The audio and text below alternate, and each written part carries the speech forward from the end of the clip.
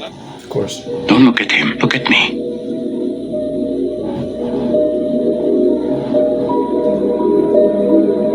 When you were in your lowest moment, and you were alone, I did not turn my face from you.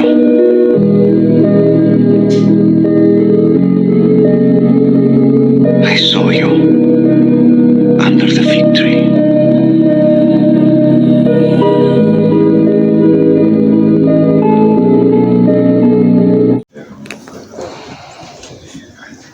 Do you guys trust if I read it, or? Sure. All right. Yeah. And there are others who hurt the prophet by saying. So this is the accusations that people are giving to the prophet. They're saying things like he listens to anyone. He's listening to people. He's doing this. So because he's saying stuff and he's like, somebody told him about this or something like that. He listens to anyone. He listens to what is best for you. He believes in God, has faith in the believers. Leaders, and is a mercy for those who believe. Okay, so that's just one verse. I'm just going to build it up so you guys can see my way of thinking. I mean, what was the point of that verse, though? It's okay. Yeah, just continue. Let them just go. Okay, let me just build it so that it can be. Okay. No, I'm just trying to understand the point that you're trying to make. Because Hold up, buddy. You gonna let me cook? I'm about to cook. Hold up. Say these revelations are only ancient fables which he has written down, and they are rehearsed to him morning and evening. Okay, so ancient fables, and this is 20 Furqan. Okay. So we have Quran 16. So these are people, hearing what Muhammad is saying. إنما يعلمه بشر. Maybe you're going to that ayah that someone's teaching him, right? Exactly. Yeah, saying you're saying Muhammad. Yeah, there's many accusations are being made against him. We have heard these stories before. We have heard these fairy tales. You're not telling us anything new. Because they themselves. Exactly. They are accusing him. Yeah, because they've heard these tales before. 16:103, and we surely know that they say, no one is teaching it except a human. But the man they referred to speaks a foreign language, whereas the Quran is eloquent Arabic. And then 104, surely those who do not believe in God's revelation will never be guided by God, and they will suffer a painful punishment. All right, so that's just them accusing him. Last but not least, Quran 18.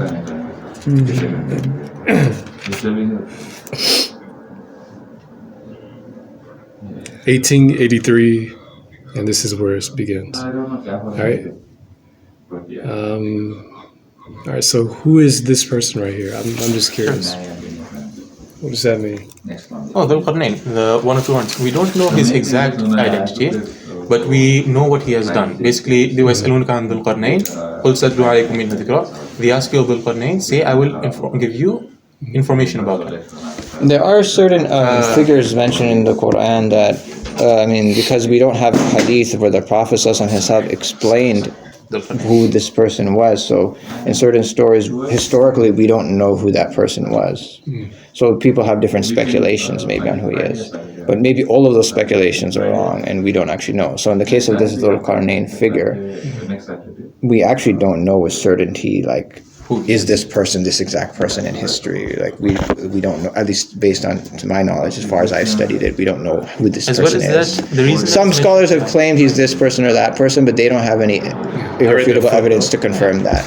So I would say that in his case, we don't know for sure who this person is, right? But Dhul Qarnayn means two horns, right? Yeah. But whether that's a literal or a metaphor, it's like, it doesn't really confirm who they are. It could be he's wearing a helmet. Who knows? Exactly. It could be metaphorical. It could be a helmet. It could be just or the east and the west. Gotcha. Who knows, right? So when it comes to that issue, But anyways, continue with the more. I think more verses you were going to probably. That's. Okay. Yeah, that's enough to build. So then, Dhul Qarnayn, he's the man that has two horns. So during that time, there's a coin circulating that has a man with two horns, which is obviously Alexander the Great, right? Now, if you read the story in the Quran, there's 18 from 83 to 102. Surah Al-Kahf, even the story of Dhul Qarnayn. Dhul Qarnayn. Okay. So this right here, and I did it, man. So the fairy tale of Alexander the Great goes exactly in the same order that the Quran has it. For example, the first it mentions Zulqarnain. In the fairy tale of Alexander the Great, what's it called? Okay, so let me understand. Hold on. Yeah, hold on. go ahead. So, for what you're calling the fairy tale of the Alexander the Great, like Yes, it was a fairy tale. no. I mean, I'm not getting at whether it's a fairy tale. Okay, or not. okay. I'm trying to understand where is what source are you taking that fairy tale from? Like, is there some historical book that Yes, documented there's this a fairy historical tale? Like, maybe you can give us the reference for that because I haven't read it. I'd No, like for to sure, check yeah. it, right? I'll give you everything. You know what? I'll even give you professors and accounts and all that. Yeah. But yeah, here let me just land it. Right. Yeah. So here we have Zulqarnain, and in Alexander the Great we have the two-horned one. And it says he established power, and here it says that he established power. So we're going down the list. So two-horned first on the inside the Powerful, Quran. that's I mean, you can probably Right? say it for that anyway. I mean, Then the fairy obviously the tale- guy was some kind of king. He must have been powerful. But yeah, continue with And the no, attributes. he was like a conqueror. But anyways, yeah. So in the Quran it says the two-horned one, right? Okay, so In Alexander the Great it says the two-horned one. yeah. At the same sequence. So then it says establish power. I mean, Here. is Alexander the Great someone who was described as two-horned always? I'm just curious. Yes. I'd like to pull up Yeah. his Wikipedia article. I don't No, know. go ahead, I'm not pull it an up, expert pull it in him, in Alexander the Great. Yeah, so in particular, they but- call Alexander the Great the two-horned one. For what okay. reason? I don't know. But even his coins, look up his coins. His coins has a man with two horns. So then we have two books that parallel almost exactly in the same sequence. Coincidence? 2 books. Yes, sir. Start with Alexander the Great, all right? I'm not an expert in Alexander the Great. I Okay, know a yeah. bit about him. You know, I've heard of him. He's, No, go he's a ahead, pretty yeah. famous conqueror, etc. Right? So, Yes, so he I was. mean, so the first thing you're getting at is this idea that he's got this two-horn kind of label. Like, I mean, at least in the Wikipedia article, I don't see it, but I haven't scanned the whole article. I mean, so I don't know how famous he's known as some guy with two horns, right? Just put Alexander the Great. I know. I opened it right now, Wikipedia. I Or don't just put see it. coins. But maybe coins, yeah. Maybe he has a helmet and a coin. I don't know, but like, No. Because how prevalent were those coins at the time? He has no helmet. It's just him doing that. like his hair. What did If I had Wi-Fi, I think I have Wi-Fi. Yes, I have Wi-Fi. Yeah, so. Well, I'm searching Alexander the Great now to horns. Like, I just want to go one by one. Okay. The topic, so I need to take a look more into this, right, to see, Yeah, of course. to understand what is this exact original story that was maybe pre-Quranic story that was going around, and does that Yes. story match the story in the Quran? And okay, and then There you go. there's a lot of that's not something we can just discuss in 2 minutes or Exactly, 5 yeah. minutes. That takes a lot of research, right? I need to look into it to understand it, right? Otherwise, we're just going to be reading books here and sitting Yes. for an hour or two. But we close at Okay. 3. You know right? what? It's already 2:45. So Yeah, you're right. there's not enough time to go through that level of detail, right? No, But okay, I understand. So you're concerned, but to Yeah. summarize your concern, it's basically Yes. that there's a story that was already circulating, which I don't know, a fairy tale, I guess is your point. Because your point is the story about Alexander the Great is not true. Is that why you're calling it a fairy tale? everybody calls it fairy tale because it's not true. It's extremely exaggerated. No, I know. I'm just trying to understand. Yeah, Like, yeah. like as in this is a story about Alexander the Great that is not true. That was circulating a long time. All right, let's just so the summary of this Alexander the Great Actually, point. Though I just want to summarize your point now because you mentioned these different ayat and such. Although I don't fully understand your point of the earlier verses. I guess it was because you're saying someone's teaching him, so he learned something from a fairy tale and put Yes. it in the Quran. Okay, that's kind of the connection, right? Okay. Yeah, there's. Yeah, I just want to summarize your point though. So There are more your- things in this book that have Your been taken. point is that the earlier story fairy of tales. Alexander the Great was a fairy tale circulating at that time, and the Quran kind of just picked it up because it was popular, let's say, or it decided to incorporate it into the Yes. text, basically, let's say, right? So there's a fairy tale at the time that was popular. Oh yeah, there's also more of them here too. Yeah, no, I'm just trying to understand. So your argument is that there's certain fairy tales that were at that time or before that time that the Quran agrees with, and that story is so there's things that we need to verify. That's my point. That'll take a time, right? good. Because the first thing we need to verify is, does the Quran match the fairy tale? That's the first thing we'd have to check. I do. And I know I understand that, but I'm just saying I You haven't need to, personally yes, checked of it, course. because it's the first time. Do not take my word. Right. Yeah. So that's the first thing. And then the second thing is verifying that it's fairy tale, right? So as in that story is false. So the first thing is, does the Quran match that story? And second is that story false, right? Because if that story is true, then it's just saying, okay, this thing is true. They are asking you whether or not this is true. If you say it's true, and then Allah is saying, confirming it's true. The thing is that no one agrees that it's true, bro. The thing is, the way the Quran is mentioned, every single one of these things is possible. We don't have enough time to go into details, I think, right now. Right? Yeah, that's true. That's true. Like, let's not get into the details because there's too many things. Again, it's a 2:50 now, right? It's 10 minutes left. The point is summarizing the claim and the argument that you're making, right? Which is that, okay, there's a fairy tale. For 100%, this story is a fairy tale. That's the first thing. Or we can do it in either order. Could be true. No, I mean, Well, the first thing is, okay, Ken, well, you can do it in either verified order. those, yeah. The first thing is, okay, there's a story about Alexander the Great. but just like you said, that there's not enough time to discuss it. But No, I would like to- but I just want to summarize so we can understand. Yeah, true. the Sure, point, sure, go ahead, right? I'm not going to go into the details. so I you can listen said, to it right? later. I'm just summarizing the reasoning, right? So the reasoning is, there's a story about Alexander the Great. That story is, let's say, 100% fairy tale. Okay, there's an issue there of verifying the story is a fairy tale, and that we are sure the story is false, right? That's one story aspect. And then the second aspect is, okay, does the Quran match the story that we're sure is false? Because that's like, logic, predicate logic. Let's say, therefore, the Quran is telling a story that's false. And now there's a problem in the book, right? That's the direction you're taking this argument. No. Right? What I'm taking is that Muhammad used to say fairy tales that they knew were fairy tales, because he even says, "Hey, Muhammad, we know what you're saying. We've heard it before. It's nothing new to us." Okay, you mean See, because that's not how they're saying it in the book, though. But No, but that's fine. No, but if we don't even need that. The point is, either way, if your premises are right that it's a fairy tale and the Quran is repeating it, that means the Quran is repeating false fairy tales, which means there's something wrong in the Quran, right? So you've got a problem now. Thank you. Yes. If your claims are true, then that's the conclusion that comes from them, right? That there's a problem in the Quran. Exactly. It has a false historical narrative that is There a you fairy go. tale. Yes. Like that's where you're taking the argument, right? That is where my mind is going. Yes. No, that's why I'm just trying to. So we agree on what's your Summarizing the argument. point. So if your premises are right, that's the conclusion, right? I was waiting Right. all the time to say. No, that's what I'm saying. We can just get to the point. We don't have to dwell on the No, details of because course. verifying the details You're takes a right, long you're right. time, I right? like your honesty. Let's just go to the point. Yeah, I Yeah. like your honesty. Yeah. That's the reasoning you're Well, using, good. right? You've brought in a very interesting, one interesting claim about the Dhul-Qarnayn story, and I appreciate that. I'll look into that. It's good right there. Okay, Now go to let's do Psalm that. 22. Yeah. So this is is Isaiah part of the Old Testament? It's a Torah. But go ahead and go to Psalm. No. I'm just trying to understand because I'm not an expert in the Bible. So I don't know. The reason that one's precisely because of time, and once you get Psalm 22, because these are two different accounts from two different people, 1,000 years and 700 years. So go ahead and Psalm 22. Right? All right. Yeah. Okay. Here we go. Let's go to Psalm 22. I'm gonna read it out. All right. So Psalm 22 is David talking, and he's talking about the Messiah. This is a messianic prophecy. Here we go. I am poured out like water, and all my bones are out of joint. My heart is like wax. It has melted within me.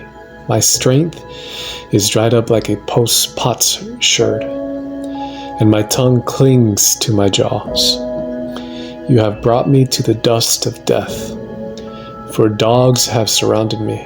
The congregation of the wicked has enclosed me. They pierced my hands and my feet. I can count all my bones. They look and stare at me. They divide my garments among them. And for my clothing, they cast lots. All right, so that's David talking right here. Now let's go to Isaiah. Let's see what he says about the Messiah. Okay, hold on, let me try to find it. All right, I got it. Okay. All right, so this is Isaiah now talking about the one who is to come. Surely he has borne our griefs and carried our sorrows. Yet we esteemed him stricken, smitten by God, and afflicted. But he was pierced for our transgressions. He was crushed for our iniquities. Upon him was a chastisement that brought us peace, and with his wounds we are healed. All we like sheep have gone astray. We have turned everyone to his own way. And the Lord has laid on him the iniquity or sin of us all. He was oppressed and he was afflicted. Yet he opened not his mouth. Like a lamb that is led to the slaughter. Remember, Jesus is our sacrificial lamb without blemish. And like a sheep that before its shearers is silent, so he opened not his mouth. By oppression and judgment he was taken away. And as for his generation, who considered that he was cut off out of the land of the living, stricken for the transgression of my people, and they made his grave with the wicked, and with a rich man in his death, although he had done no violence, and there was no deceit in his mouth. Yet it was the will of the Lord to crush him. He has put him to grief. When his soul makes an offering for guilt, he shall see his offspring. He shall prolong his days. The will of the Lord shall prosper in his hand. Out of the anguish of his soul he shall see, and be satisfied. By his knowledge shall the righteous one, my servant, make many to be accounted righteous. Pay attention to that, okay? I'll read again. Out of the anguish of his soul he shall see and be satisfied, right? By his knowledge shall the righteous one, my servant, make many to be accounted righteousness. So this servant, by what he's doing, is making many righteous. And he shall bear their iniquities. So he's going to bear their sins. Therefore I will divide him a portion with the many, and he shall divide the spoil with the strong, because he poured out his soul to death, and was numbered with the transgressors. Yet he bore the sin of many, and makes intercession for the transgressors. All right, so that's Isaiah. So now we have David and Isaiah talking about the Messiah, that he'll be pierced, that he will die for our sins. Now let's see what Zechariah says. All right, hold on, let me try to find it. All right, okay, got it. All right, so Zechariah chapter 12. Let's see what Zechariah says. All right. The Lord will save the tents of Judah first, so that the glory of the house of David and the glory of the inhabitants of Jerusalem shall not become greater than that of Judah. In that day the Lord will defend the inhabitants of Jerusalem. The one who is feeble among them in that day shall be like David, and the house of David shall be like God, like the angel of the Lord before them. Who is the angel of the Lord? It shall be in that day that I will seek to destroy all the nations that come against Jerusalem. Right? All right, so here we go. Verse 10. Pay attention, guys. And I will pour on the house of David and on the inhabitants of Jerusalem the spirit of grace and supplication. Then they will look on me, whom they pierced. Yes, they will mourn for him as one mourns for his only son, and grieve for him as one grieves for a firstborn. Okay, so here, let me reread verse 10. And I will pour on the house of David and on the inhabitants of Jerusalem the spirit of grace and supplication. Then they will look on me. So who's me? Who's talking here? Yahweh is talking here. God is talking here. They will look on me whom they pierced. Wait. So I'm going to ask you guys, and when was God pierced? That's a question you guys will have to answer. Your point is these verses are a prophecy talking about Jesus. Okay. Right. Okay. Right. So it was prophesied about the coming Messiah and what the But what's your point? We don't have a problem believing that Jesus is the Messiah. So I mean, like, yeah. So, because your point is really good, because this is in the Old Testament. So now the big question, even for you towards the Jews, is why don't you guys believe in Jesus as the Messiah? The right? Jews did believe in Jesus as a Messiah. No, a lot of them don't still today. Obviously, a lot at the time did. Most They became do. Christians, No, right? but most of them did. Yeah. Maybe a lot of them did, right? But a lot of them didn't too, or let's say a minority, but some number of them didn't. Yeah, but the same thing. And still about- today there are who don't. So Yeah, I mean, but same thing with the Arabs. Some Arabs didn't believe Muhammad was a prophet. yeah, of course I know. I'm not, I mean, you guys got a lot of points.